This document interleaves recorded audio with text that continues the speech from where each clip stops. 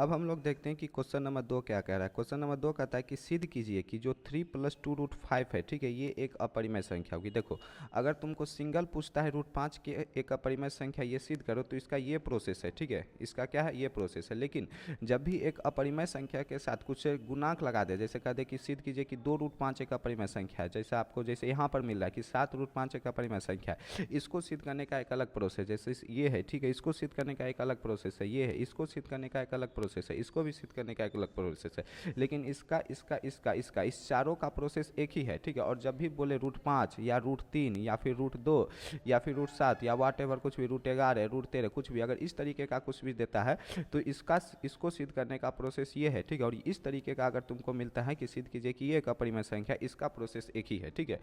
तो इसको कैसे करना है इसको भी देखते हैं। और ये जो है ना, इससे ईजी है, ठीक है। ये जो क्वेश्चन नंबर 2 होगा, क्वेश्चन नंबर 1 से भी ईजी होगा, और इसके भी पूछने के चांसेस बहुत ज़्यादा होगी आपकी बोर्ड परीक्षा 2025 में, तो इसको भी ध्यान से देखना। अब हम क्वेश्चन नंबर 2 को कैसे सॉल्व करना है इसको देखते हैं, ठीक है। पहले तो यहाँ पर क्वेश्चन नंबर 2 नंबर दे देना और फिर लिख देना तुमको हल। फिर वही चीज़ करना है कि माना हमको सिद्ध करना है कि 3 प्लस 2√5 जो है वो एक अपरिमेय संख्या है, ठीक है। तो हम मान लेंगे कि माना 3 प्लस 2√5 जो है, ठीक है, 3 प्लस 2√5 ही है। एक बार फिर से देख लेते हैं, हाँ यही है, ठीक है। तो तुमको मान लेना है कि 3 प्लस 2√5 जो है एक परिमेय संख्या है, ठीक है। क्या मान लेना, इसको हम कर लेते हैं, वेल्लो पेन कर लेते हैं, ठीक है। पहले ग्रीन से इसको लिख देते हैं कि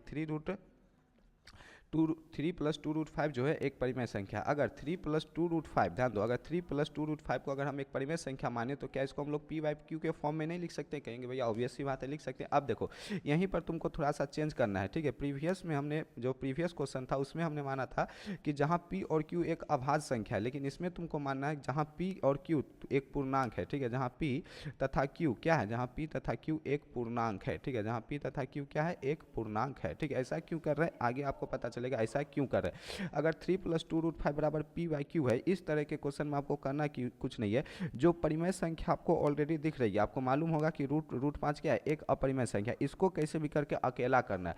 अकेला कैसे करेंगे, पहले जो आपका, ठीक है, 3 इधर प्लस में, उसको उस पार भेज देंगे इक्वल्स के उस पार, तो उधर चल जाएगा आपका माइनस में, इसको मान लेना आप इक्वेशन 1, ठीक है। इस तो ये माइनस में चल जाएगा, अगर माइनस में चल जाएगा तो 2√5 जो होगा आपका p-3q बटा में p आ जाएगा। जब आप इसको सॉल्व करोगे तो √5 बराबर आपका आ जाएगा p-3q अपॉन में 2p, ठीक है। इसको मान लेना आपको इक्वेशन सेकेंड। अब देखो, यहीं पर जो समझने वाला चीज़ है ना वहीं पर है, ठीक है। आपको भाषा लिख के हम वीडियो दे देंगे, हर टीचर ऐसी करेगा तो आपको समझ में आ जाएगा, मतलब आप छाप तो लोगे, ठीक है, लेकिन समझने वाला चीज़ यहाँ पर देखो, p और q क्या है, एक पूर्णांक है। पूर्णांक का मतलब 0 +-1 +-2 +-3, इस तरीके की जो संख्या होती है ये आपका पूर्णांक इंटीजर होती है।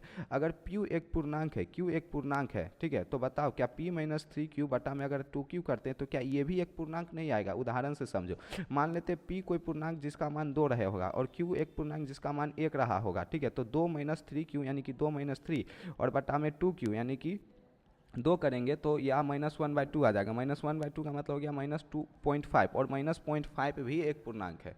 कहने का मतलब यही है कि अगर p एक पूर्णांक है और q भी एक पूर्णांक है तो आप इसके साथ कुछ भी छेड़ कर लो, 2 भी एक पूर्णांक होगा, 2p+1 कर दो, कुछ भी, ये भी एक पूर्णांक होगा, या p+q कर दो, ये भी एक पूर्णांक होगा, या p-, ठीक है, या p-3q, ठीक है, बटा में 2p कर दो, ये भी एक पूर्णांक होगा। और पूर्णांक जो होता है ना एक परिमेय संख्या होती है, ध्यान रखना, पूर्णांक एक परिमेय संख्या होती है, ठीक है। इस चीज़ को ध्यान रखना, ध्यान दो, ठीक है। इधर √5 आपका बन गया एक, ठीक है, क्या बन गया, एक अपरिमेय संख्या, और इधर जो आपको नजर आ रहा है ये बन गया आपका एक पूर्णांक जो कि बन गया आपका एक अपरिमेय परिमेय संख्या, ठीक है। तो आपको लिखना है कि समीकरण 4 में, ठीक है, समीकरण 2 से, ठीक है, समीकरण 2 से क्या लिखना है कि जो आपका LHS है वो है आपका अपरिमेय संख्या, तो इधर लिख देना LHS है अपरिमेय संख्या, और जो आपका RHS है वो बन गया आपका एक परिमेय संख्या, तो वो लिख देना परिमेय संख्या, ठीक है। अब कॉमन सेंस से बताओ, क्या कोई अपरिमेय संख्या, ठीक है, जो आपको यहाँ पर नजर आ रहा है, क्या कोई अपरिमेय संख्या किसी परिमेय संख्या के बराबर हो सकती है? तो कहेंगे भैया ऑब्वियस सी बात है, बराबर नहीं होगी, यानी अपरिमेय संख्या परिमेय संख्या के बराबर नहीं होगी। यानी हमारा मानना कि ये जो 3 प्लस 2√5 है ये p/q के फॉर्म में हम इसको लिख सकते हैं, ये सही हुआ कि नहीं हुआ, सॉरी गलत हुआ कि नहीं हुआ? तो बोलेंगे भैया गलत हो गया, ठीक है, क्योंकि √5 क्या है, एक अपरिमेय संख्या, और ये बराबर आ गया परिमेय संख्या के, और ठीक है, किसके बराबर आ गया, परिमेय संख्या। तो क्या कोई अपरिमेय संख्या, ये जो नजर आ रहा है √5, क्या कोई अपरिमेय संख्या किसी परिमेय संख्या के बराबर हो सकता है, नहीं हो सकता। यानी हमारा √5 जो है ये p/q के भी बराबर नहीं होगा, क्योंकि p भी एक पूर्णांक है, q भी एक पूर्णांक है, तो p/q भी एक क्या हो गया, परिमेय संख्या हो गया। और यहाँ पर हमको क्या है, ये अपरिमेय संख्या, तो क्या कोई अपरिमेय संख्या परिमेय संख्या के बराबर होगा, नहीं होगा।